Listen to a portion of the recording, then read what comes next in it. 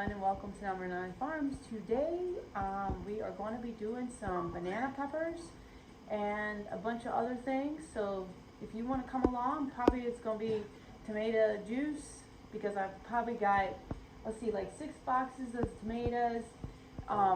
There's 19 pounds of sweet banana peppers, and so I'm going to be getting those done. I've already made some buckwheat pancakes, and let's see, we've got a bunch of peppers over here too as well, and a lot of tomatoes. I thought that was a lot more tomatoes, and there's tomatoes in this last box too. So tomatoes up here, tomatoes here. So I'm going to get started now, and I'm going to take you guys along. So, alright, so I decided I would get dressed because we do got to go somewhere later. So I thought, alright, I'll just get this over with. But we're just going to use this little device to chop. You want to come around first so they can see it?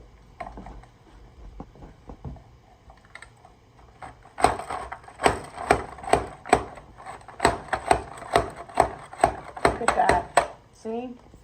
And now you have nice sliced banana rings.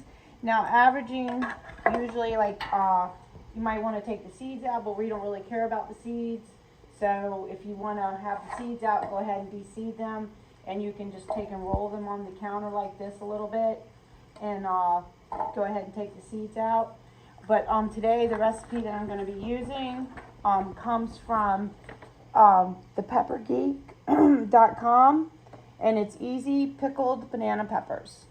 And last year I did the mustard seed banana rings. I think it was, no, I think it was the year before. Okay, so this year we're going to do basically the same kind of recipe. The only thing is we didn't want any sugar in it, so we're going to leave the sugar out because the sugar is not necessary for it because it is a vinegar base. So now, and also, Bruce had mentioned we should make tomato soup, but we just made the tomato juice the other day, and I'm going to tell you, I think I want to make some more tomato juice. Alright guys, so I'm going to go ahead now and weigh out the tomatoes and see how many I have here for the poundage, but I'm going to go ahead and start on the tomato juice as well. I'm going to go out and get some celery out of the garden. I got some carrots from the Dalton farm yesterday at the farmer's market, so I'm going to use those carrots, and the onions, of course.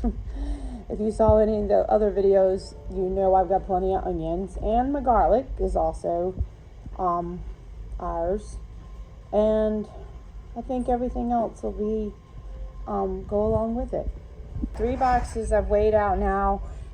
Came to 24 pounds, but by the time I take off any bad spots or some of the tops right here, because I don't even core them, it'll be 22 pounds, and that's exactly what I wanted.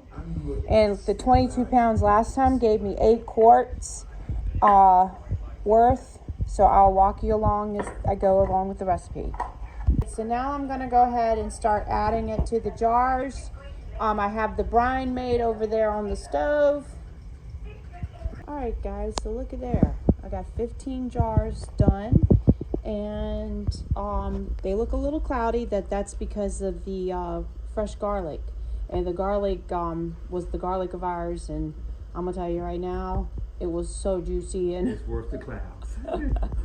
Yes, so we still have this much left, and then we've got 40 large that we're going to go ahead and do some of the mustard that we normally do, and we haven't done in a long time now. So I'm going to do some mustard, and then these are going to be sweet banana rings. And we've got country pork ribs boiling on the stove over there that we're going to put on the smoker as well. I haven't got to the tomatoes, and I may not get to them yet, but they're definitely going to get done. The rings and flats are on, and now they're going in the water bath canner for 10 minutes. All right, so this is what I'm going to do now. The sweet banana pepper rings for sandwiches. So this actually uses sugar. So this recipe I've had for many, many years. You can see how old the piece of paper is, and that's the sweet banana pepper relish recipe. If you want to screenshot that. And then on the back here is the sweet pepper relish and bell peppers. And these are ones I actually used to sell out at the farmer's market for years. So these are the same recipes that I've used, and so now this is what we're gonna make.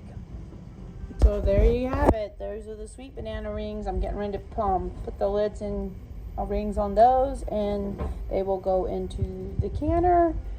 And Colby is now making us some potatoes, and the recipe for these is in this Make Ahead Taste of Home Comfort Foods. And what I like about that is Colby can just look at the recipe, and he can follow the recipe and make the best stuff. And Colby makes the best brownies and the best hamburgers and steaks. Rosie. Alright guys, so I wanted to show you all the peppers again. See how many there are. So you can see, it's no joke when I say I've got some peppers. And these are all my Carolina Reapers right here. And I love seeing all them because I make a Carolina Reaper pickle. Habaneros right here.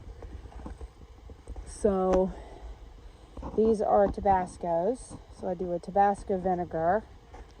More habaneros and more chilies. Ají crystals, which I absolutely love, making that pepper sauce, and lemon drops. And these are more of the these are the ghost peppers, and those are more Carolina Reapers, yeah.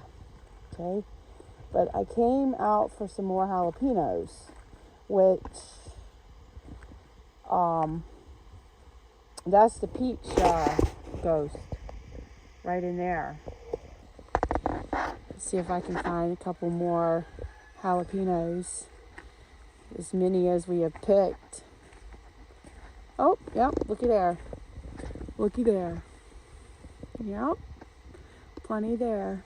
Right there for what I need. More in right over there. So, jalapeno, another jalapeno. Yep, we got it. Look at those potatoes. All fresh earth from the garden. And grated cheese. A little bit of Carolina Reaper grated up cheese. So, oh my goodness. Wait, it smells so good. I wish y'all could smell it. The smoked ribs are done now, and the smoked cream cheese. Okay, so I was gifted these at the farmer's market by my good friends Sarah and Dalton at the farmer's market, and he told me to saute them. He told me all about the peppers, and of course, I can't remember the whole story. I know, it's bad, but they look so delicious, and we can't wait to try them. Thanks, Sarah. Thanks. Okay, so I found out what the peppers are. Jimmy Nardello's, and they sell these, I think, at Baker Creek, but I didn't see them in the 2023. This was the 2019. Are in the 2023 book. Dinner is served. Okay, so now I'm making the relish. So I've kind of pulsed it on the food processor, so you can see the so I've got 6 jalapenos in here and 4 hot peppers. I mean, not hot peppers, regular bell peppers. And what I do now is I go ahead and I just sprinkle salt on. I don't really like measure the salt out, and if you know, on a restricted salt diet or something, this you could skip this step. The only thing is this adds the flavor, and it also you know, can be a preservative, but it's not used for that purpose here. But now I want to add salt, ice on top, and this will go in the refrigerator overnight.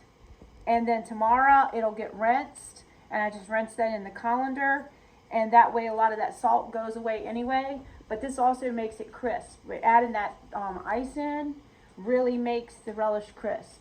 And then I will follow the recipe as I showed you before. So there you have, this is the hot pepper butter, and this is in one of my old journals that has all kinds of stuff in it. But I've got it prepared now on the stove, and I've added 40 of the banana peppers, just the regular banana peppers. Sweet banana peppers. I know. Oh my goodness. By your gourmet sous chef. All right, there you have it. There is the hot pepper. Well, it's sweet banana pepper mustard. So if this is the same thing you would do to make the jalapeno honey mustard or whatever pepper you have. So just follow that little recipe. There it is again.